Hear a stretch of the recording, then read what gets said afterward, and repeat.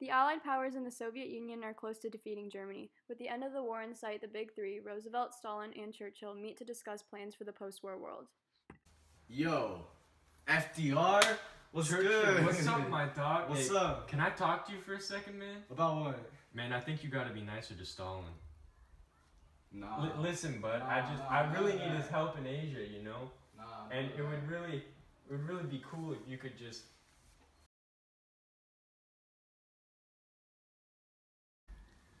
Nice to see you. Nice to see you too. It was not. I think we should agree on unconditional surrender so that somebody doesn't leave the war early again. The revolution was important. Lenin was right to leave. You left our men to die. Alright, guys. Regardless of what happened in the past, agreeing on unconditional surrender now will only benefit us all. So what do you guys say? I agree. I agree.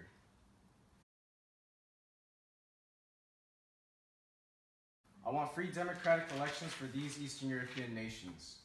Poland, No. Ukraine, No. Belarus, No. Latvia, No. Estonia, No. Lithuania, No. Romania, No. Hungary, No. Bulgaria. No. So you want no free elections? Millions of brave Soviet soldiers have died fighting for this land. These states will serve as a buffer state, as Germany has always attacked us and killed our people. The people have a right to govern themselves. Communism shall take control of these nations. How and about this? The Soviets will be granted full control of Bulgaria and Romania, since they already have a strong presence there. In exchange, the rest of the Eastern European nations will be guaranteed the right to free elections in the coming years. Control of Bulgaria and Romania is a small price to pay for a democratic Europe. This I can agree to. Stalin did not plan on upholding these pledges.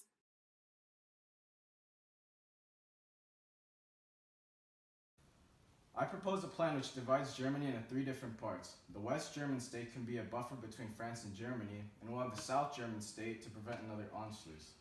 That'll leave us with the North German state that divides the Soviet Union from Western Europe. We'll make sure to follow ethnic lines as well to prevent internal conflict.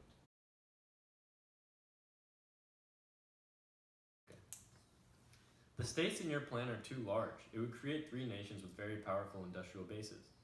If we really want to cripple Germany, we should divide East Prussia between Poland and the Soviet Union.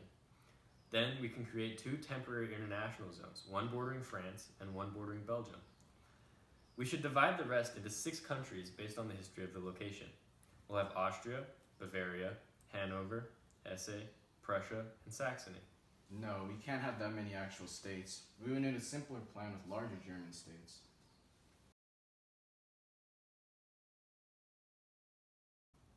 How about this?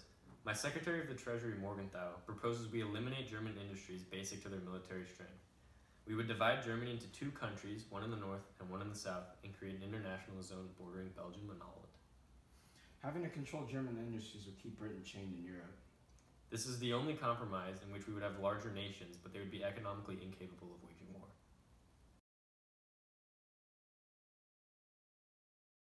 None of the plans proposed by the leaders were agreeable. This led to the idea of occupation zones, where West Germany was split into American zones in Bavaria, a French zone in the Saar region, and a Berlin zone in Hanover. The Soviets agreed to occupy West Prussia and split Berlin into an East and West.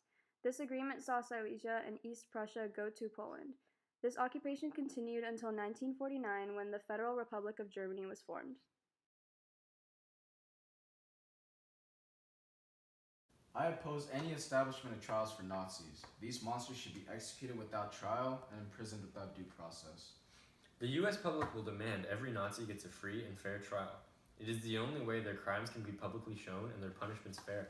I agree. Nazis should go on public trial. It would be a great propaganda piece for my people. This could create a dangerous future precedent for punishing nations who have aggressive war, but I'll allow the public trials anyway. We should have judges from Great Britain, France, the Soviet Union, and the United States. The accused will be tried for crimes against peace, crimes against humanity, war crimes, specifically for violating the rules of war set forth by the Geneva Conference, and any conspiracy to commit these crimes.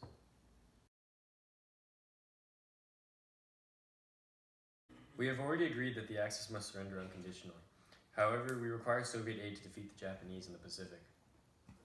We will join this war, however, there are going to be some compromises. First of all, we desire the South Sakhalin Islands and the Kuril Islands, and control of the Chinese railway in Manchukuo. These conditions are non-negotiable.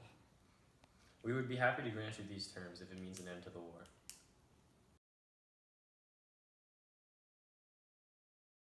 We would like to ask you to join the United Nations. No. You would have a say in agreements created in the future to help maintain peace. There is no downside for your people. This is almost acceptable. However, I want 16 of the new established socialist republics to join the United Nations and have full voting power in the assembly. We can guarantee you a seat on the Security Council, and with it veto power. But not all of your satellite states can be guaranteed representation until you allow them to govern themselves. We have an agreement then. We shall join the United Nations. I don't trust Stalin. He's a dictator. He's killed millions of people.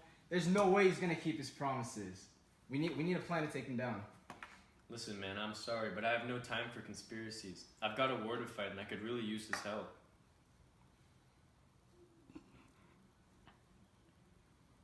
Sailing